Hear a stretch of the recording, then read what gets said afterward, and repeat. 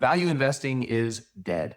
At least when you look at the charts, it feels that way. If you invested in Vanguard growth instead of Vanguard value for the last 10 years, then you successfully doubled the amount of gains you got by investing in growth. But if you take this fact at face value, then you are missing out on the bigger picture.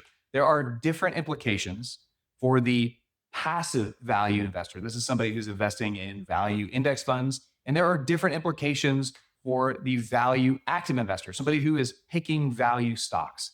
In this video, I'm going over what the research says about the future of passive value investing and what the greatest investors of all time say about value stock.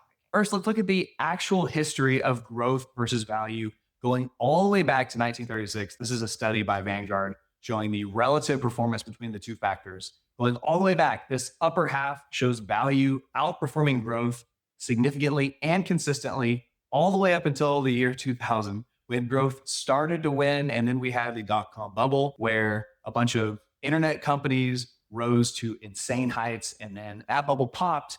We see a sharp rise with value winning once again. And then that did not change until we recovered from the 2008 market crash. And we have been on an insane bull run ever since. A lot of people are saying this time is different, but to understand that, let's look at the history of how these two factors became popularized, growth versus value. This all started with a research paper by Eugene F. Fama and Ken R. French. These guys came up with a 5-factor model. These 5 factors explain nearly 90% of all stock market returns. The first factor being just investing in the market. This is the extra returns that you get on top of the risk-free rate, which would be investing in something like 10-year US Treasuries, an investment vehicle that has nearly zero risk. So investing in the market gets you some risk-free or additional return on top of the risk-free rate. And then they have 4 factors on top of investing in the market. The second factor is size. Companies that are smaller, generally on average, have greater returns over the long term than companies that are large. This is explained by the fact that smaller companies have more room to grow. Next is value. Companies that have a larger book value compared to their stock price are said to be value companies. The next one is profitability. Profitability is measured by annual revenues minus all of the cost of goods sold, interest expense, selling, general, and administrative expenses, and then all divided by the book value. So how much profit do you get per dollar of book value? The greater the profit per book value, the greater the profitability. Companies that have higher profitability generally have better stock market returns than companies with weak profitability. And the last factor is investment patterns. This one shows that companies who invest more aggressively in increasing their assets tend to perform worse than companies who invest more conservatively. So when people are talking about value now losing to growth, they're not talking about investment patterns, profitability, or size. They're talking about this value variable right here, which is just comparing the book value to the market cap. Companies that have a larger market cap compared to book value have been performing better. Now, the market generally is pumping up the market value of companies that the market is expecting to grow. So that is where the growth factor comes in. Basically, companies that are more expensive because the market has high hopes for those companies have been performing better. But one of the key features that they see going back through history is the cyclical nature of growth versus value. In fact, BlackRock, the world's largest asset manager, has taken a data-driven approach to take advantage of the cyclical nature of growth and value. This right here compares the universe of ETFs and mutual funds in the Morningstar category, compares them to BlackRock's fund. It's in the 8th percentile of 1-year returns, the 1st percentile of 3-year returns, and the 4th percentile of 5-year returns. So it has been consistently performing very well over the last 5 years. And here's the breakdown according to historical data of the factors that perform the best during different stages of the economy. During a recovery, value and small companies tend to perform the best. During economic expansion, growth companies and momentum companies perform the best, which makes complete sense. And this is matching the stage of the economy that we are in. However, some people would argue that we are entering a slowdown phase of the economy, which high quality companies, this is profitability, and minimum volatility companies tend to perform best during a slowdown. And then during a contraction, it is the same too. Quality companies with quality profitability and minimum volatility. And another interesting data point that shows the cyclical nature of the US economy is when you look at the concentration of the American stock market going back through history. So, right at the beginning of the Great Depression, market concentration was incredibly high. This is concentration of market capitalization of the top 10% of the US stocks. So, the top 10% of stocks made up 75% of the market. We saw a pullback once again in the year 2000, just before the dot-com bubble. We see that percentage start to creep up again towards that 75% marker. And now we're seeing the same thing where we have the Magnificent Seven, who are making up, in some years, 40% of the gains of the entire S&P 500. So just one more data point showing that the stock market is cyclical, the economy is cyclical, and just because growth has been outperforming now, it doesn't mean that it's always going to be that way. So yes, there has been an unprecedented shift recently showing growth outperforming value. This right here shows the 10-year time scale of Vanguard growth versus Vanguard value. Vanguard growth doubling Vanguard value. However, if we look at a more recent time span, if I go to the 1 year, the margins shrink quite a bit. And if I go to the 3 month, they come together even more. And in the last month, we see that value is actually starting to outperform growth. Is this the inflection point for when value starts to overtake growth once again? I don't know. Researchers say that value is favored to outperform growth going forward over the next 10 years. However, they've been saying that for quite a few years now, so it's hard to say. Nobody has a crystal ball, but that is what the research is pointing to for passive investors. Now, what about active investors? So when it comes to value investing, one of the most important things to look at is what actually drives stock market returns. This study right here shows that stock market returns are most heavily correlated with two different factors: revenue growth and profit growth. As we go across the spectrum here on the bottom axis, from lowest quintile of revenue growth companies, we see market losses.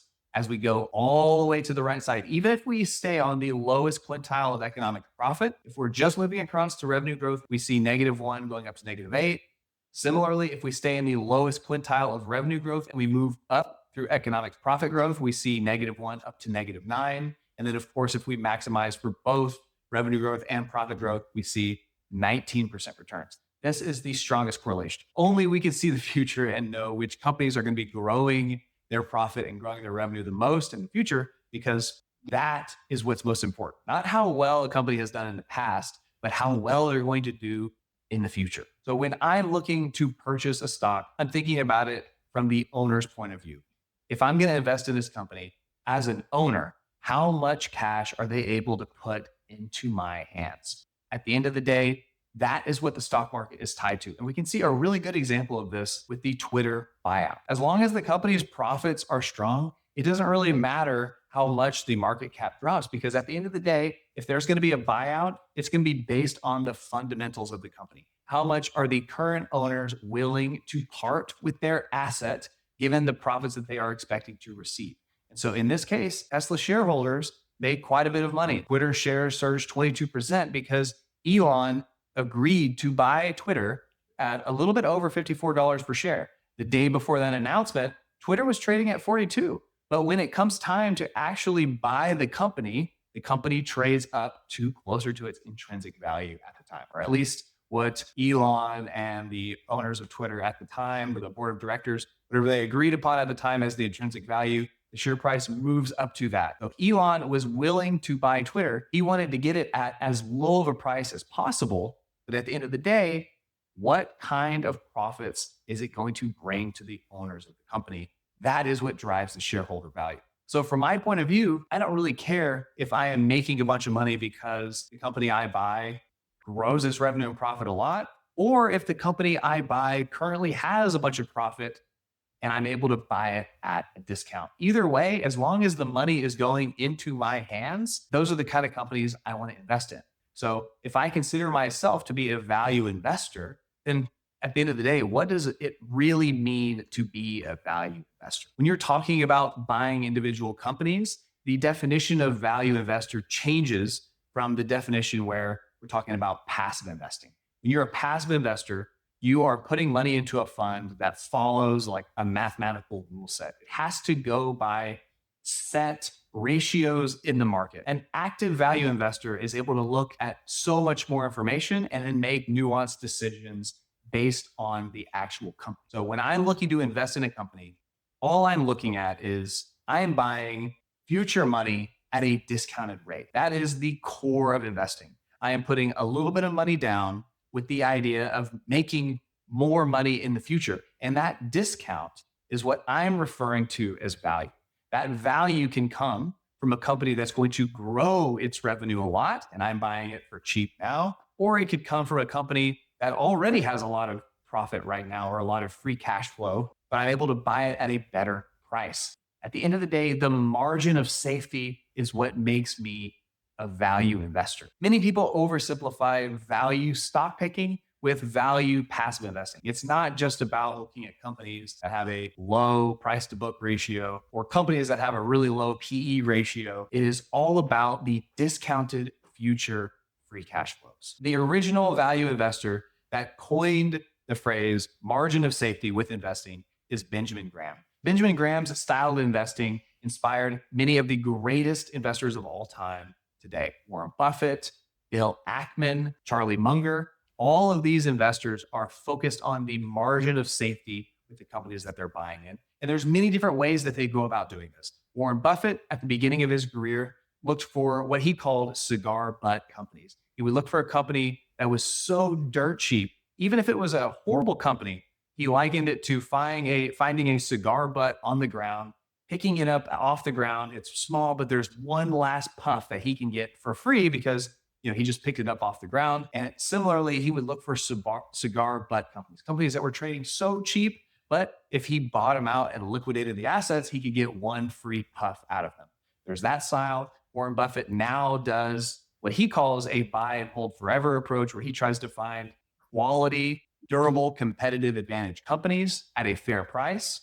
And then these great companies are more likely to grow into the future. So even Warren Buffett, who is known as the quintessential value investor, uses growth principles with his investing today. He's looking to buy and hold a company forever. So he is focused on high quality companies that are going to grow for decades. Charlie Munger, who's Warren Buffett's partner in crime, one of his stories is the perfect example of what a value investor can do. Charlie Munger was known for doing tons and tons of research and finding rare and compelling opportunities. In this case, he invested in Belridge Oil Company. And what he found is that this company owned all of the ground it was drilling on. And the best estimates at the time showed that there were 376 million barrels of oil producing 40 billion barrels a day. At the time, oil was selling for $5 to $6 a barrel, but Charlie Munger did the math.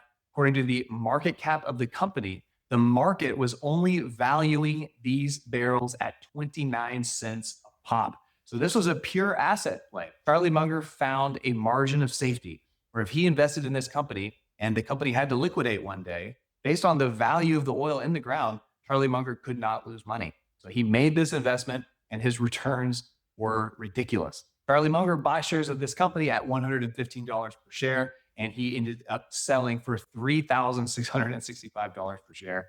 That is a 32 times gain or 3,087% gain. Value stock picking is where you project how much cash a company is worth, whether that's in its assets or how much cash flow it's going to produce over the next 5 to 10 years, and then calculating with a healthy margin of safety what you would be willing to pay for those future cash flows today. Many investors today associate boring companies with value companies because that is historically the type of company that Warren Buffett would invest in. But that's not because boring companies are the only value companies.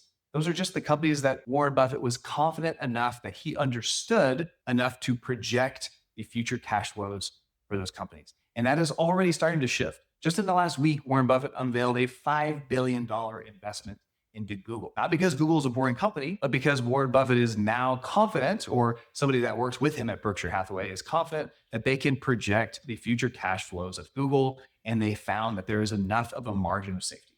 If you're interested in being able to perform a discounted future free cash flow valuation of a company, check out the next video. I hope to see you there.